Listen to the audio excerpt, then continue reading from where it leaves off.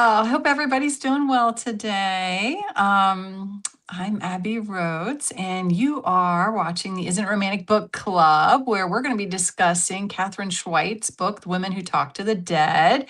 And this is a different book for us. Yeah. We don't, this is the first time I think we've had like a nonfiction book here. So this has been really fun and different We're excited. yes, totally cool. It was really a different, fun read. Not fun. Fun would not be the word. Interesting read. That would be the word. Yes, fascinating. Compelling. Yes. Yes. So anyway, for all of you who are here, if you want to just leave a comment, ask a question, feel free to do that wherever you're at, whether you're on YouTube or Facebook, wherever you're at, make sure you're doing that. And we always love to hear where you're from too. So you can always tell us that. And so I'm just going to get started. If you don't know me, I'm Abbie Roads. I write dark romantic thrillers. I tell people to think about my books like an episode of Criminal Minds meets a love story with a little bit of a twist. And I literally have no books to show you because I gave them all away during Secret Santa days and have not reordered. So I'm sorry I can't show you any. So anyway, that's me. Hi, everyone. I'm Diana Muñoz Stewart. I write romantic suspense for the strong of heart. My latest series, Broken Promises and Fatal Promises, is out now. And the third book in the series, Hard Promises, will be out in June. Hi, everyone. Can't wait. I know, I can't wait either. I can't wait to see the new cover for that one too, Diana. Oh, it's coming up in a couple weeks. Oh, good. My name is Sharon Wray. I write romantic suspense and contemporary romance, and think sexy Green Berets meets Dan Brown with interesting plots and sorts of historical references. And I also write contemporary romance. And for the next few weeks, I'm in an anthology called Snowed In With You. It'll be gone, I think, like the first week of March. So wow, that is a big book. It is a big book. It's huge. And my story in here is called The Christmas Cabin Proposal. So anyway. Fun. I'm also the one checking the YouTube pages. So, and the Facebook pages. So if I'm looking down at my phone, that's what I'm doing. I'm not monitoring questions and comments. Yeah. Hi, everybody. Jennie Marts. I write small town stories with humor and heart and occasionally a dead body. So I write cozy mysteries about book clubs and bees. I write hockey rom-coms. And I also write some steaming hot cowboys. So with my newest book, or my latest book, Lost and Found Cowboy, which is the 5th in the Laster Ranch series.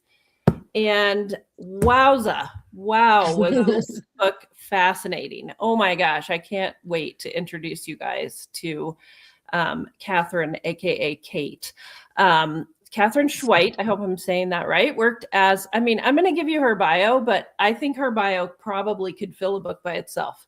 Yeah. She worked as an FBI special agent executive, a prosecutor, and a journalist before settling down as a full-time writer, professor, and security consultant. Who thinks that is settling down? Holy mackerel, woman. She lives in a home in Virginia that is of Washington, D.C. Welcome, Kate. Hi, Hello. I'm so excited to be here. Hi, we're so excited to have you. Boy, did we enjoy that book. I know. It is a crazy book. It's a crazy story. Well, thank you for our so for our readers, tell our readers a little bit about what the book is about. So I do write nonfiction books, and I spent 20 years as an FBI agent. So about maybe 7 years ago, a friend of mine who was an agent who runs the forensics team in Detroit was telling me a problem she was having about getting funding for something. She's telling me this story. It's this situation that she had, and she's telling me something that's astonishing to me. And I said, you have to let me write about that. So I spent 6 years writing about it because this is what it's about. It's in Detroit. For the last 70 years, the Detroit missing persons cases have been run by various different people in the police department. And along came Detective Shannon Jones, who decided that her missing persons cases sometimes were solved by her going back to the warehouse to look for murder victims who were buried but never identified. So she convinces, now it gets to the point where it just sounds like a movie plot. Yeah. Yeah. She convinces my friend, Leslie Larsen, who's an FBI special agent, to dig up these unidentified murder victims that there are just files for in the warehouse. And she says to Leslie, if we dig them up and we get their DNA from the cemetery plots, we will have that much further to go on, and we could solve these murders, and we could reconnect them with their families. And that is a great idea until Shannon tells Leslie, okay, there are 200 bodies we want you to dig up. Yeah. 100 separate murder victims. And the book is about if they can do it and how they could do it. And some of the victims. Oh, it was an incredible book. I mean, yeah. And the time frame in which it was happening too, before things were crazy with social media. That's what I thought was interesting. What has it happened before? Right. I can't imagine it happening now. Like there'd be so much more drama ongoing about it at the same time. It was nice that they were able to work, I don't want to say in peace, but kind of out of the eye. They could get the work done. They really did. That's true, because there was very little news coverage ever on it. They spent 5 years in a coordinated way to dig up these victims. And how they had to do it and what it involved was just, I was gobsmacked about the details of it. At what point did you come into the process? All the way from the very beginning? From there, I knew about it in the beginning, but I started going into Detroit, which is where this occurs. I live in Northern Virginia, so Detroit is about 9 hours drive from here. I started to go into Detroit probably in the third year, in their third year of digging. And were you at the dig sites? Oh yeah, because I wanted to write about them. So I had to get permission from the FBI and from the Detroit Police Department to go there and to, talk to the investigators while they were doing things and watch it and describe it. So that was the purpose of, me being involved in it for so long, because so many people, when they talk about true crime or they talk about murder victims, they want to tell a story about a bad guy who did something, and then there's a victim, and then the victim gets their justification, gets their due just when the bad guy goes to jail. But that's really just a story about the bad guy. I wanted to tell a story about the good guys. And you did an amazing job. Yeah. And how did you, I feel like the book is very, which I like, female centric. Like it's all, almost everybody is female, and in positions of power and the body farm and, just so many, I just felt like this was just very female focused. And I don't think I've read a true crime like that before that was female focused. Maybe they're out there. I just haven't read one. So I thought that was really cool. And then how did you come up with the title Women Who Talk to the Dead? Like, did you know that was going to be the title at the beginning, or did you that evolve to that? That came to me. I don't write, nonfiction doesn't have the most exotic titles. The last book I published before this one is called A Simple Guide to the Second Amendment. It's pretty clear what that is, right? Pretty clear what that is. So in this case, I think what to me was so fascinating is the women. I, of course, knew Leslie from before she joined the FBI. I knew her because she lived in Wisconsin and I had worked in the Wisconsin FBI office. So when she joined the FBI, I saw her the first day she was there, and now she's running the Detroit forensics team, the third largest in the country. But I hadn't met Shannon, and she introduced me to Shannon. And then I said, well, who else do I need to talk to understand this? And they said, oh, you need to talk to so-and-so. And so I'd talk to that person. Oh, you need to talk to so-and-so because these are the forensic anthropologists we're working with. There's 3 of them here. There's 5 of them here. How about at the Michigan State Police? Talk to so-and-so. How about at the missing women and children's organization? Talk to this person. Every person they named was a female. Wow. Every one, like every single one, the female prosecutor, every single person, the person who wrote the search warrants for which you need to do to dig up a body in the cemeteries. And I said, why? Eventually I was just I was asking them, why are there? So I actually addressed that with one of the forensic anthropologists in the book. It was really interesting. One of the other things I loved about the book, and I don't want to give too much away in the end because I really want people to read it, was how their work brought, and again, it was the emerging of new technology too, started bringing all of these other lists together. You know, these missing person lists and how important they were, and getting the data, the information or the intel early on and getting it logged somewhere. I thought that was really interesting. I think these are pieces that, you know, I have a friend at the New York Times who I had read the book, and we were doing a chit chat at a bookstore once, and he said, I said to him, I said to the audience, I said, I think that sometimes reporters will write, or you'll hear on the news, or in some true crime drama, you'll hear, so they exhumed the body and got the DNA, which connected them to so-and-so. And I said, that's usually like the clause of a part of a sentence. And he said, I think I've written that sentence before. And I said, that's the problem, right? Like, what does it take to do that? What does it take to get, you know, a body out of the ground, find the DNA in it? Then what do you do with that DNA? How do you decide where to dig? How do you decide where that body might be? Everything underground is not as it seems. And I think I try to detail that too, to express how the frustrations went, you know, as we went along. So it does connect together what may seem to be disparate. People listening may know, for instance, John Walsh. John Walsh and his wife had a child who was abducted and killed. And John Walsh started you know, a big organization to find missing children, and that still exists today. Those are all databases, what you were talking about. They're all different, these different disparate places. And, you know, when you spend, which I have done, when you spend days with, you know, at events that are missing in Michigan events, for instance, and they have them in every other state, where all the people there have family members missing, and all of their efforts, their whole life kind of stops. You talk to a table full of people and they say, we're looking for my brother. He disappeared 8 years ago, 12 years ago.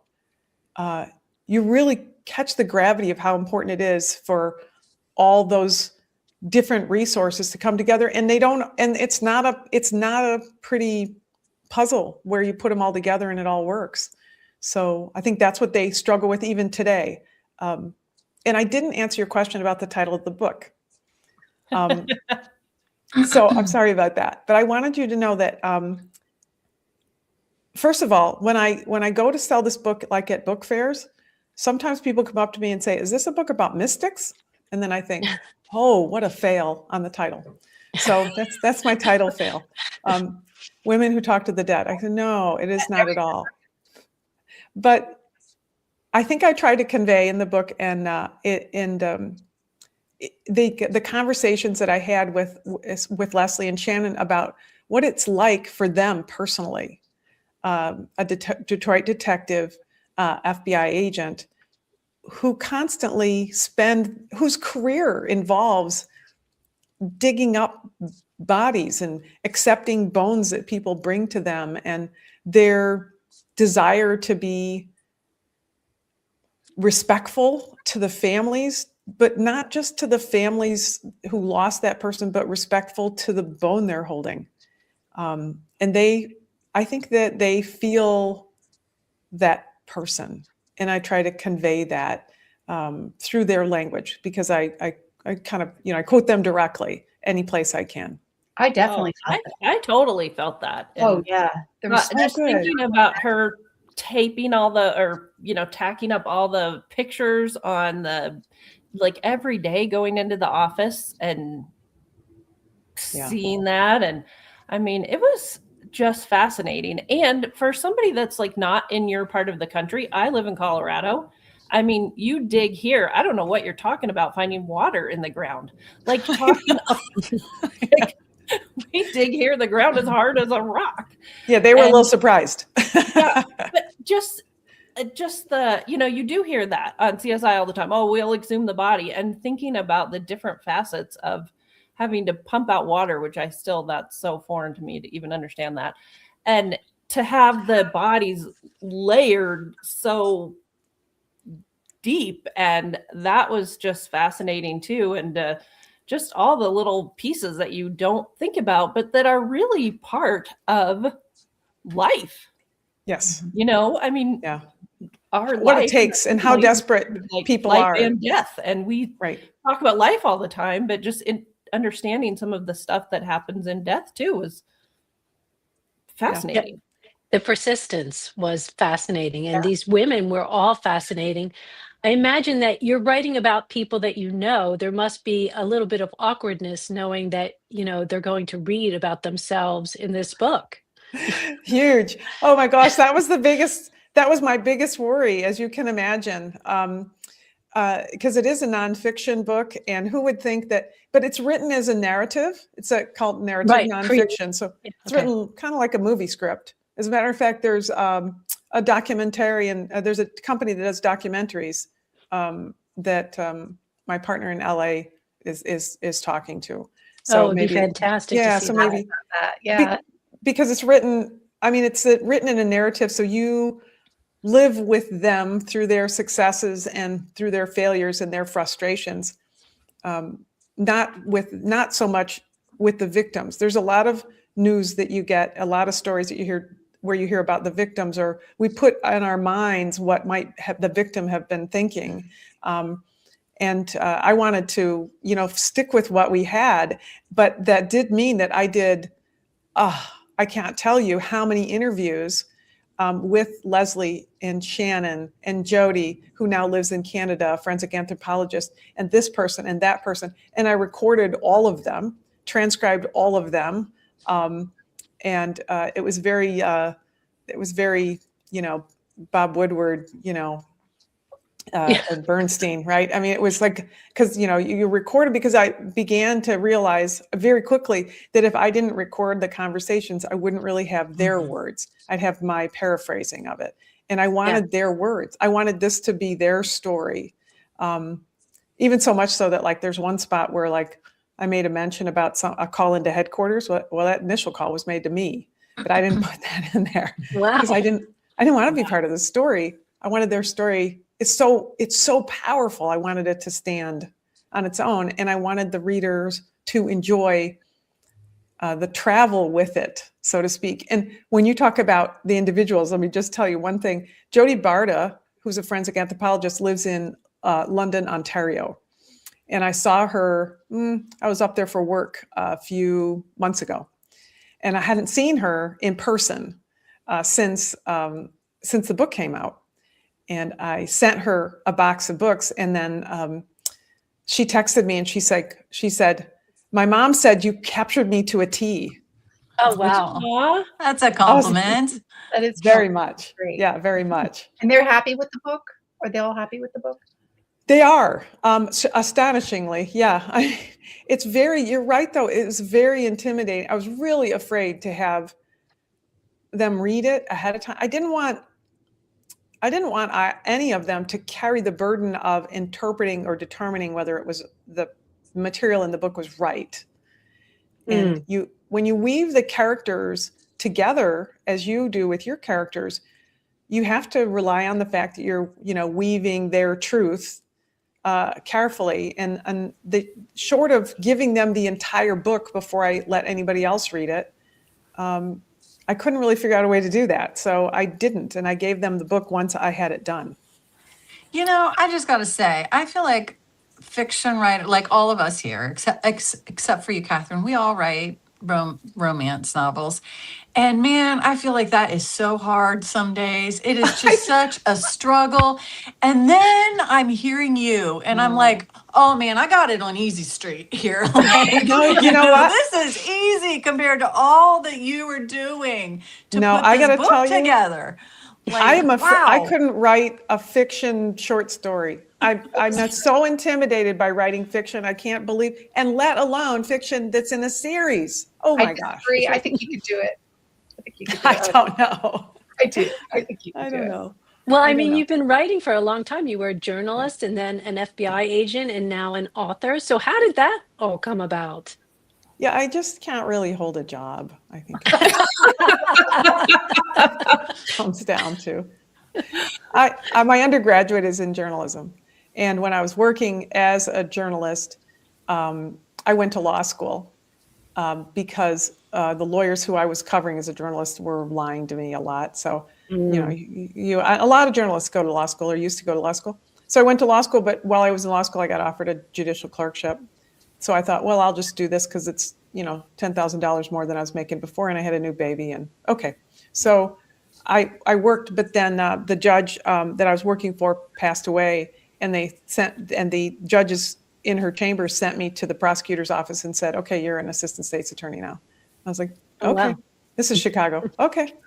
So then I was a prosecutor, and I worked as a prosecutor, but I had an FBI agent who was my first cousin. He lived in the Phoenix area at the time, and he said, you should apply to be an FBI agent because it's a good paying job, and there's a couple of things about it. They're never going to send you home ever. They'll work you to death, and when the shit hits the fan, they're never gonna say there's no budget money for that. The federal government has all the budget money it needs in an emergency, which we all know now is true, and more.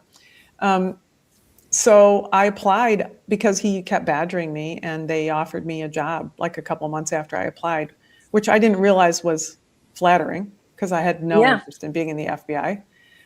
So I went to the academy. I had 2 kids. I was divorced by then, and I spent 20 years in the FBI, started in Wisconsin, promoted into Washington, and worked in our Washington field office and the headquarters and things like that. And then I mandatoried out age-wise because they kicked people out at 57. So wow. Then I had to find something to do. So I went back to what I really love to do, which is write.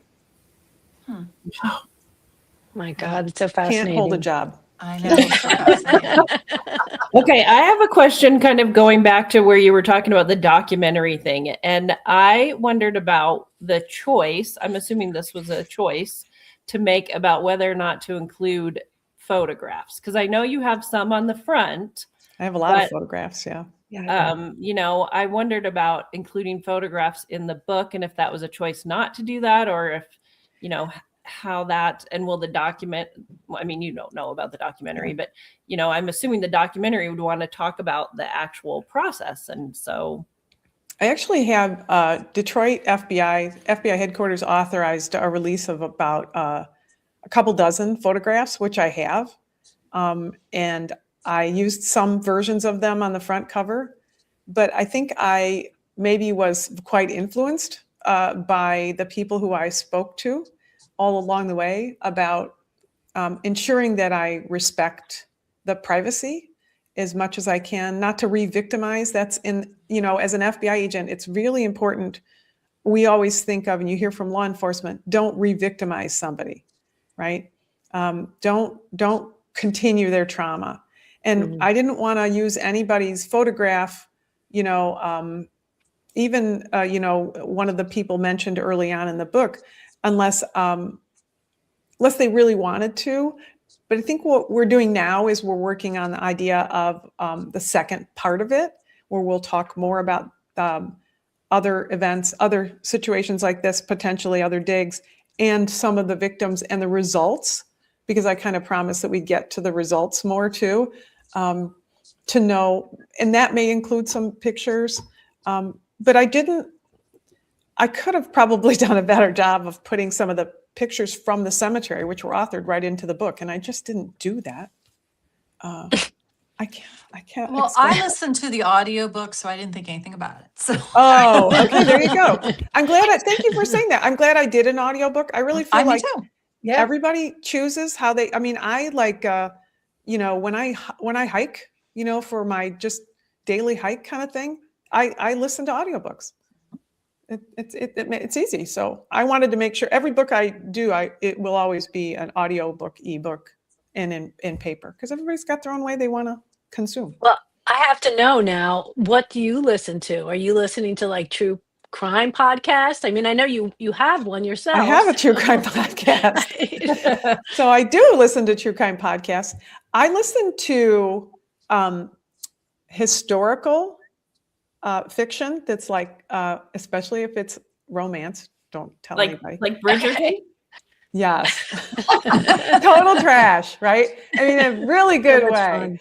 Yeah. It's so much fun. You know, like my first book is called Stop the Killing, How to End the Mass Shooting Crisis. I don't do anything that isn't heavy, right? Second Yeah. Amendment, I teach a class in the Second Amendment at law school. So that's why actually this book that's called Women Who Talk to the Dead, for 5 years, I called this my fun book. So what I listen to, Wow. it's more fun than mass shootings, which is, the interviews that I do every day with people and the lectures. And I work in, I have my own consulting company, and I consult during a crisis. When a company in New York has somebody shot in their lobby, I step in and talk to them and help them. So this is my fun book, trust me. So I need those fun things to listen to while I hike. So I love historical fiction that has a little, romancy stuff in it. And then I like, I do love to listen to kind of old style mysteries that are like stupid mysteries where nobody ever goes to the bathroom, nobody ever has a problem, the money is endless, the transportation is easy, and you solve the crime within like 200 pages. So those are kind of fun. And then, those are kind of my biggest chunks. And then I listen to random nonfictions. Like I just finished Everything is Tuberculosis, which is like the last book I would have ever read. It was fantastic. Yeah. It is my really interesting. My favorite book of the year.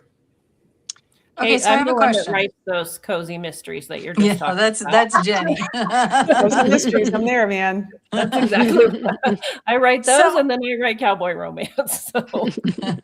So I saw that you created and led the FBI's active shooter program, and so then you have Stop the Killing too. Can you kind of like tell us about both?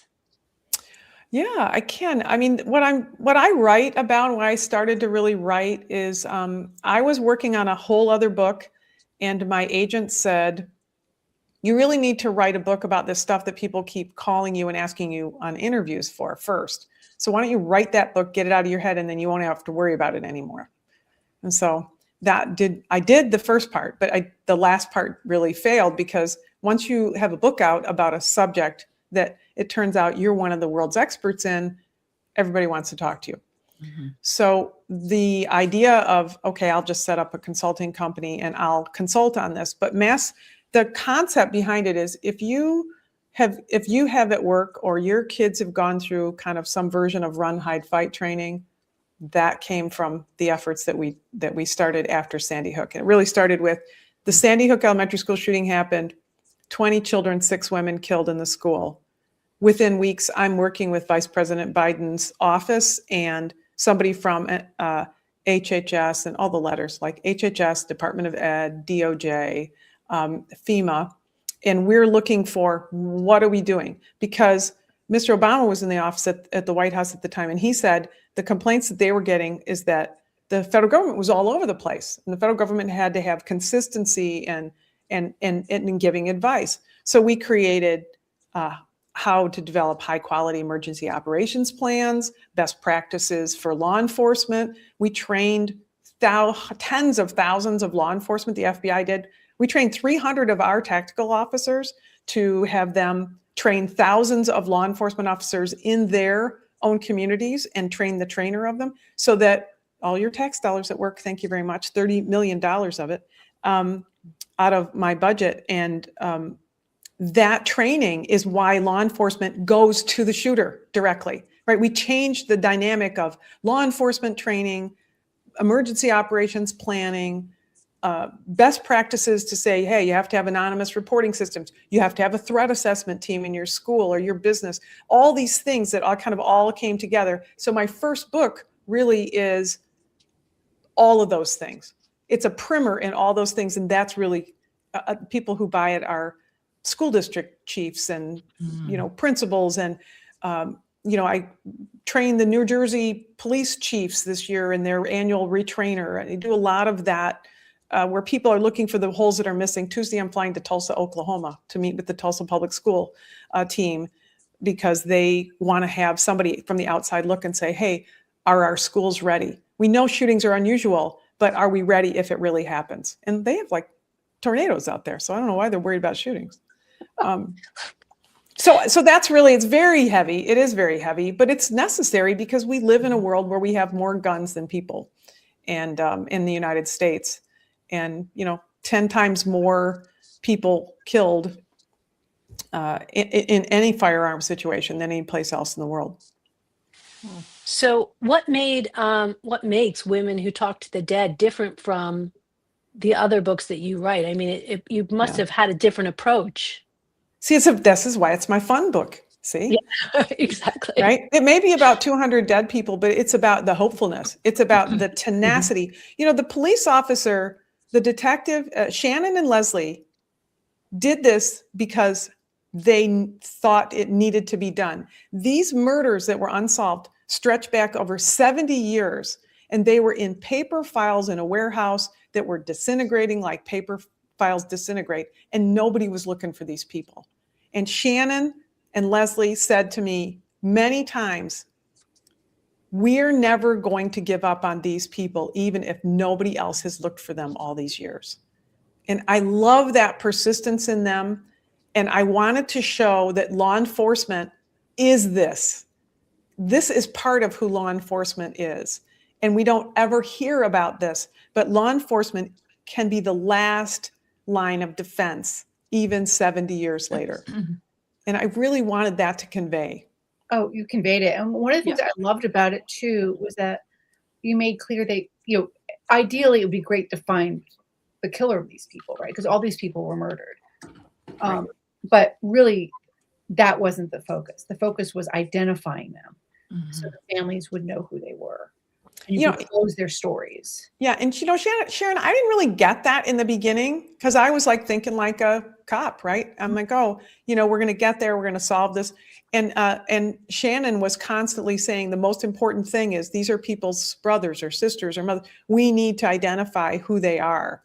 And she was very, very focused on that. And she and Leslie Larsen were in tandem with it. And it took me working on it for a couple of years to really completely appreciate the gravity of what they were saying. Because, if somebody was murdered 60 years ago, you might not be able to solve that mystery. But if there's a genetic connection, and so let me give you an example that didn't get in the book if I have a minute to do that.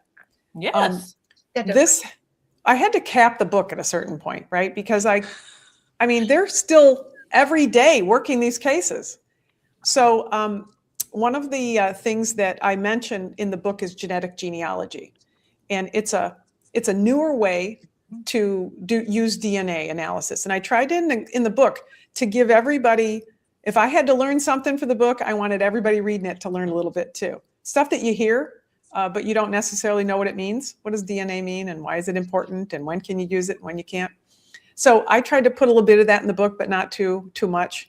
And genetic genealogy is one of those things where you might not have a direct DNA match, but if you use genealogy charts, essentially, but they're DNA strands, you can work your way back and back and back and back for generations and connect people up and identify somebody. So here's one of the people who is not talked about in the book, but after the book was capped, Leslie was working genetic genealogy, and one of the people who they exhumed and took a bone from and pulled DNA, they were able to use, she's a certified genetic genealogist, which she did solely for this project so that she could do this for the rest of her career, make sure that she had that credential. She discovered, they discovered that this person was a male who had been killed in Detroit. And this person had a daughter that lived a couple of hours north. So they went to the daughter's house, and you can imagine what this must be like, right? They went to the daughter's house, hi, are you available? Is your dad here? Or, do you know where your dad is? And she says, yeah, he's in the back room. He's really sick. Do you need him for something? And they say, no, do you know where your biological dad is? And they say, and she's like, he abandoned my mother when she was 5 months pregnant. So they're like, sit down. Mm. And they sit her down and they explain to her that her biological father was murdered when when the mom was 5 months along, and he was murdered by a serial murderer in Detroit. He was the 11th victim of a serial murderer. He didn't abandon them. This has changed her entire life. I have a copy of her high school senior year paper that she wrote about how she fantasizes about who her dad is and why he left. Her entire life has changed. Wow. Her whole worldview. Her whole worldview has changed. And there's nothing bad about that. There's no, oh, then her dad isn't her dad. That's the dad who raised her. That is her dad. But now she has not only understands that he never abandoned them, but also she has a grave she can go to say goodbye or to say hello. Wow. What a story. Wow. Story. Kate, what you mentioned a little bit at the end of the book, how this is what's been going on in Detroit with Leslie and Shannon, is now other jurisdictions are trying to do the same kind of work. Mm-hmm. Do you know of any other cities that have started programs like this between the FBI and law enforcement? Yeah, basically, Leslie is the forensics expert, and that's why Shannon came to her to say, I have this crazy idea, can you do this? And Leslie can do anything. And so she said, sure, let's figure out a way to do it. I love to plan and I love to dig, so let's figure out a way to do it. So since this, she's teaching, essentially, she's an expert who actually teaches it over, in Europe and here too, when she gets a chance, when she's not working. And she's talked when word gets out, like then a department calls and they say, hey, we have. So she's taken this team, her team, in and helped to teach others, including, I think, Philadelphia. I mentioned in the book that they dug, I think they just dug up 8.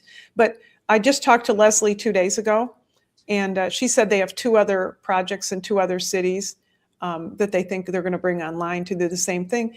And her attitude is, we created the roadmap. We want everybody to use it. It doesn't have to be Leslie's team to do it, but they can certainly come in and guide them in how to do it. And do they have volunteers that just come forward, just that many volunteers just come forward to do this work? I would put it back to you. If I asked the 4 of you to come out and I would make sandwiches, right? I would do it. We're doing this thing. Could you just, bring sandwiches? Could everybody make 5 sandwiches for the crew that's going to be working all day? Everybody would do that. So the experts that are digging are all FBI agents, all forensic anthropologists, all Detroit police detectives, Michigan State police officers. They're all law enforcement. It's a crime scene. You have to get a court order in order to dig to exhume bodies. But all of the things that are peripheral to it, the porta potties, the water, the electricity, the tents, so that if it's raining, all of that is volunteer. And that's a credit to Shannon, who, beat the door down and said, hi, do you have an excavator that I can use? And when the company says yes, she says, can you send 4 instead of 1? She's very bold. So she's great. And, to her, there's no higher purpose. Kate, I had a question about that too, like with the volunteers and, the part where you just talked about Brian, the excavator, the guy but his job is normally like with utilities department or whatever, all these different people that volunteered and that came out, and he's doing this other job. I mean, how did the civilian people kind of deal with the gravity and the kind of, I don't want to say grossness, but kind of like I mean, that had to be kind of a mental, and you talk a lot about the smells and the soup and the goop, and how did the civilian people just deal with that? Did you talk to many of them?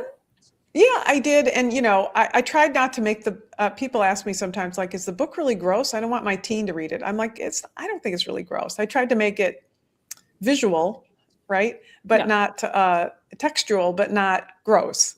And so anything that's there is there for a purpose, so to speak.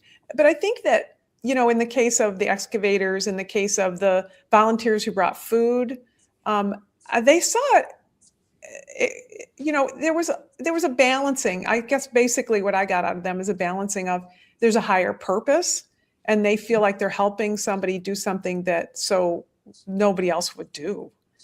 And I think that's really where it comes into it. I mean, truthfully, the forensic anthropologists are the ones reaching into the bags of bones. Yeah. Well, it's like maybe about a higher meaning. It's about finding meaning in it versus just being grossed out by what is being done, you know? Yeah. And I will say that but still, everybody it who's seems read like- the book has been like, wow, this is an inspiring story. Oh, absolutely. Yeah. Oh, So I think that carries over the grossness. oh, yeah. I agree. Mhm.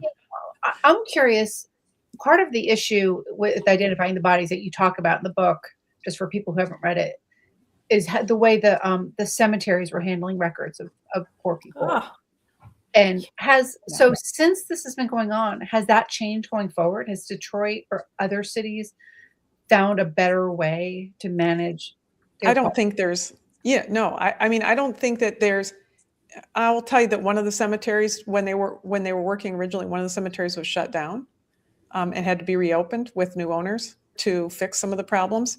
But they're records problems. Whatever's underground, it's not a question of necessarily what's underground is wrong. It's that it wasn't necessarily documented properly. Right. But I mean, there certainly have been in plenty of cemetery situations, things that are wrong. And I tried to give a little bit of a global perspective to that, or at least a US perspective about, you know, paupers' graves and what they are and why they're there and how they're handled. But underground is just, you know, especially in a wet territory like Michigan, it's shifting. And I think that they do the best they can because it's not a Jenga puzzle that falls down and then you pick it up and put it back together. Mm-hmm. What's underground, hundreds of, you know, graves that are 100 years old or less, they can't be changed. Yeah. Well, but so going forward, do you think they're keeping better records, like because they know that someone's going to be watching them? I think that certainly the new company, the newer owners are. I think that many of the in the cemeteries would say we kept good records. We kept the best records we could. And in the case of Leslie and Shannon, you know, if they take a bone out of a cemetery, out of a casket, and they run DNA on it, it is very important to them that bone be returned to the body. Mm-hmm. And so they actually dig up every body twice. So they don't to rebury until that bone comes back. They actually rebury and then you have to. Yeah, you have to. It might take 4, 6, 8 months, 10 months to get DNA results because of the labs, you know, and the requirements in the lab. So Leslie's ingenious. So she geoplotted every single person they dug up. Wow. So I was curious about that too, because you had made the comment in the book about that they put the bones back. And I was like, so are they, you know, some of them were the third, you know, one down. And some of the, you know, things were breaking. And I just thought, how are they going to get those back in there? So, yeah, well, I watched them do it many a time. So they just do it. I mean, that's part of the struggle about the photographs, you know, to use. Do I want to show broken caskets, you know, being lifted and moved and body bags? No. So, you know, I try to describe, but I try not to, I didn't want to visually create that image because the person that's in that box is a person. Yeah.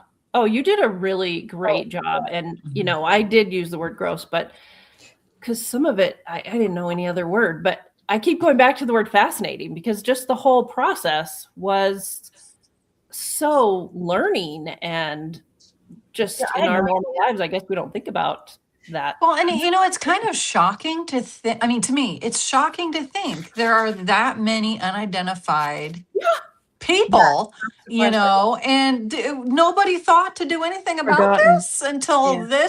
until Leslie and Shannon. Like, it's just Right, shocking. 240 years into our Yeah. history. Yeah, Right. it's shocking that that's been allowed to occur and nobody's, no big deal. We're not even thinking about it, or it's not on our radar. Like, how? Yeah, I think, some people said, I did hear that, particularly what you just said early on, and they'd say, well, why does Detroit have this? And I said, every city has this. Mhm. Yeah. Every city has this. These are just the two who decided to fix the problem in Detroit. Well, I was Yeah. going to ask you a question too, like just a related question. In New Orleans, you were seeing all these videos of all the parades and stuff for Mardi Gras, but there's a section of Royal Street that's been all dug up. I guess they were redoing water pipes, and then of course they discovered bodies. But they have to look at every one because they don't know if they're from the 17th century or Yeah. from yesterday. Like, that's been really, and I know, with yellow fever and all the things that happen in the South, there are people buried everywhere in those cities. Right. I can't imagine the amount of work. So would that be law enforcement and FBI as well doing that? Or is that more archaeology? I think that you have to have a particular reason why you think that there's a law enforcement purpose behind it. So probably from an archaeological historical standpoint, that's where those would start, right? Just like you think of it, Jamestown, Right. they're excavating out there in Rome, they're excavating. And I think that's what would be going on there. But if there's a reason, you need a court order to look for a particular body. Usually what happens is you think somebody was killed, and you think that, Bill Smith killed that person and there's going to be evidence on the body, or Bill Smith was the killer and we think he's buried here, and you go to get a specific search warrant for that specific person. So this kind of upended the whole plan of any time you go to search cemeteries, with Shannon saying, well, let's just find all the people who are unidentified and then just start from go there, so that we never have anybody without DNA in our files anymore. And I can't remember from the book, did you find people that weren't in the files? Like like in the digging up of looking for the bodies, did you find extra bodies? Well, not on purpose. Right.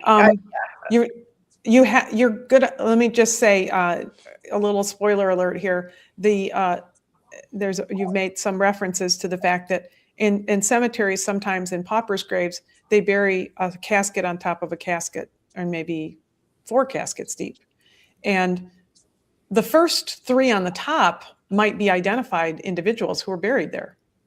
They were just buried by the county because they died, the person's family didn't have any money, or they were indigent, or they were the last of their family. And so the county buries them, and they know who they are. That's Jim Smith. And Jim Smith is put into the grave on top of an unidentified murder victim.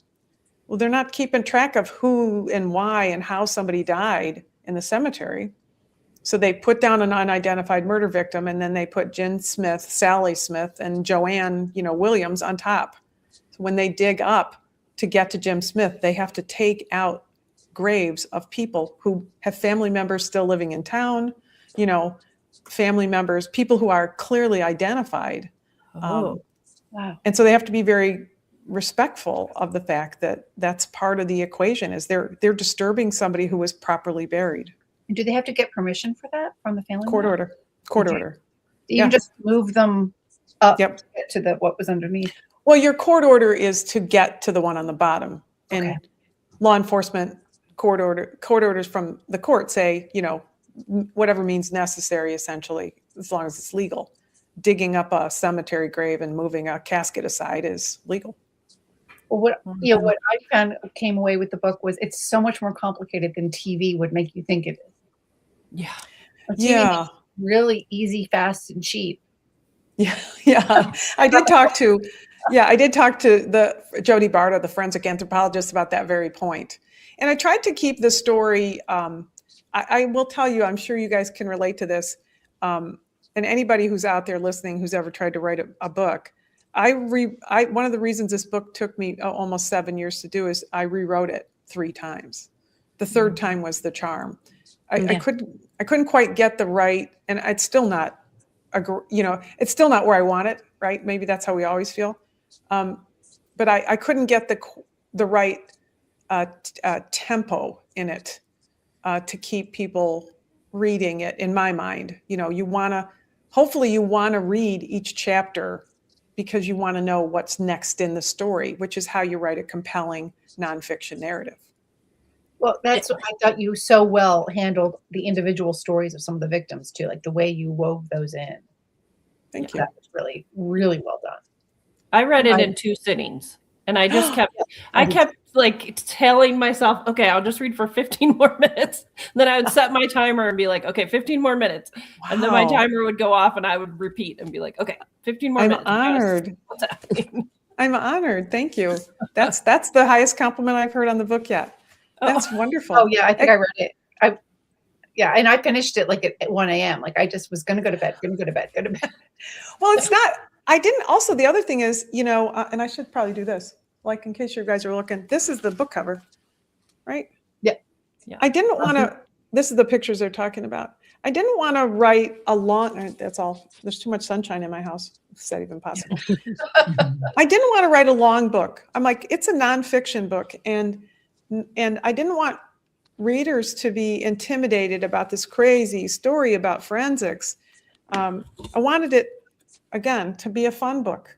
I wanted you to feel the hopefulness as you went along, and in the agony and the excitement. And I wanted the emotions to relay so that you kind of are like, okay, I think this can get done. I don't know how they're going to do this, So that was my goal. So I didn't want to make it too long. And I did want people to want to continue to turn the pages, which is very non-fiction like, if I could make up a phrase. In some ways it was as fast paced as a fiction novel, if that makes sense. Because different POVs, like so we were with Shannon, then we were with Leslie, and then we were with a victim. And then with Jody. And then it was like, okay, I just got to see what Shannon's going to say next. Oh, wait. Leslie did. Oh, where's Leslie's next chapter? Oh, good. Well, I'm glad. Thank you. With the pacing, technically, I thought it was great. Oh, so on the cover, that little corner picture, is that Shannon or Leslie? Oh, these two right here. Is that them? Yep, that's them. I had to put them on the cover. Which is which? Yeah. Leslie is the blonde, and Shannon is the brunette. Yeah. And for you were talking about who was talking about the pictures where Shannon actually put the victims' pictures on the wall in her office. I loved reading. And and it's like true. And I wanted to convey that. So it's there. The front cover has something like that, but just so for those of you, this is what the back cover looks like. Wow. You see Shannon tagging up pictures during COVID. Mm-hmm. Yeah. Oh, that's what she's wearing a mask. Okay. Yeah, and it was interesting that you talked about that too, just putting into perspective that they were doing all of this and then COVID hit, and then trying to continue to go through that during the pandemic and so many more,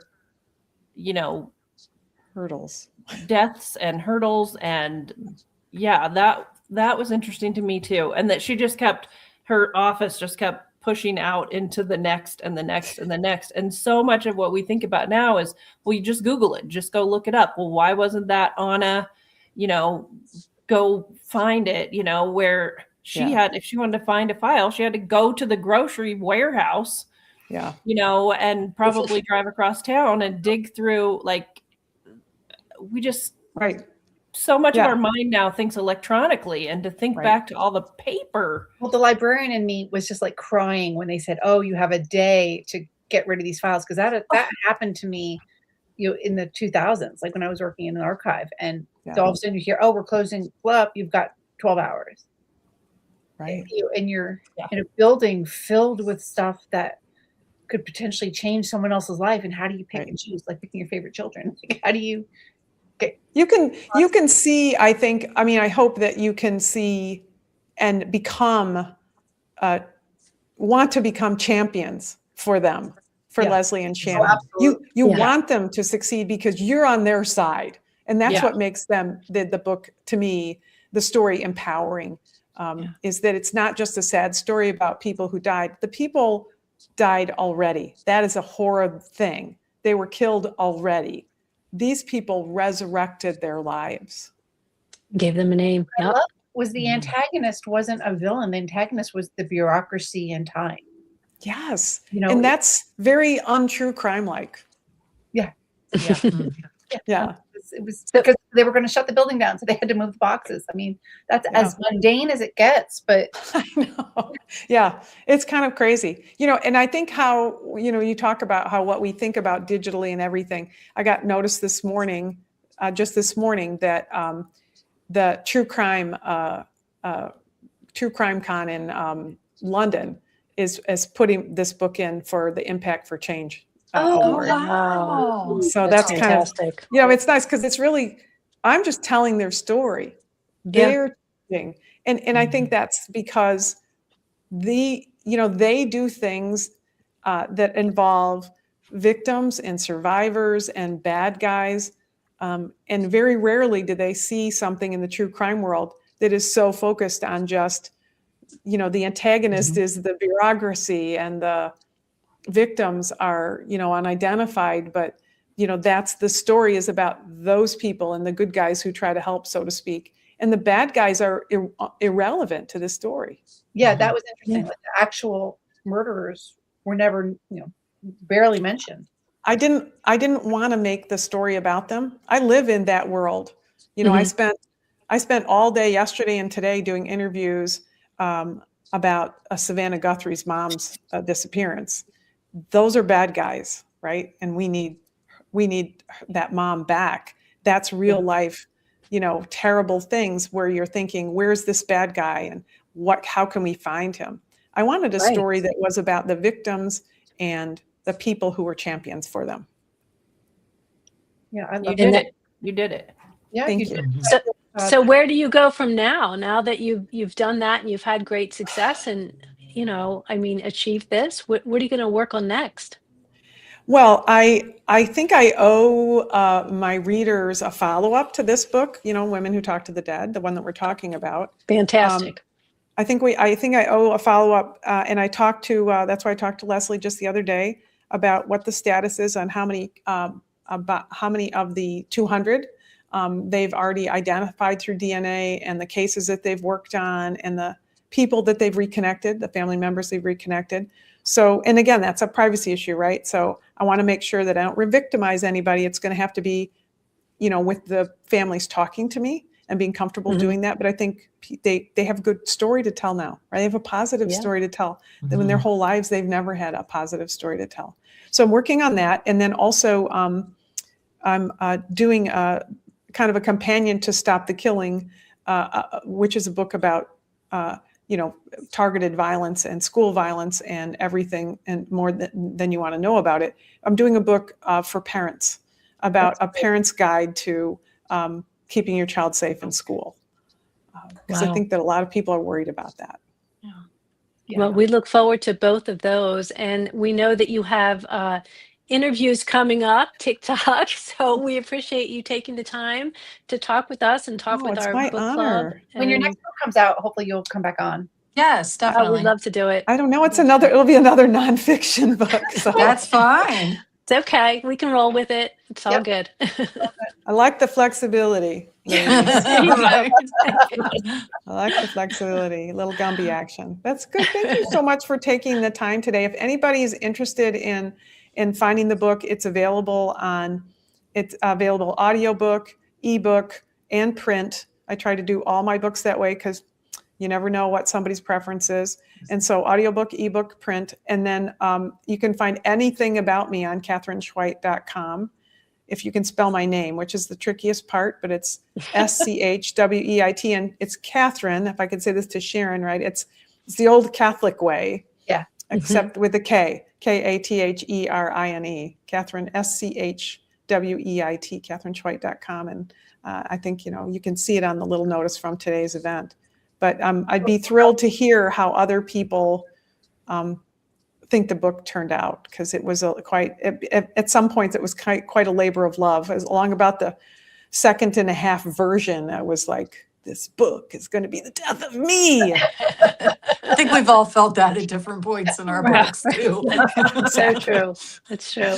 Exactly. So much for coming today.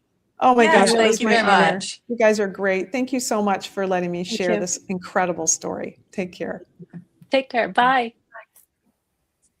Wow. Wow. She was That great. was, Oh my yeah. God. Wonderful. That hour went so fast. I know. I I know it did. It just flew by and I was so engrossed. I was like, oh my gosh, we could I keep know. going.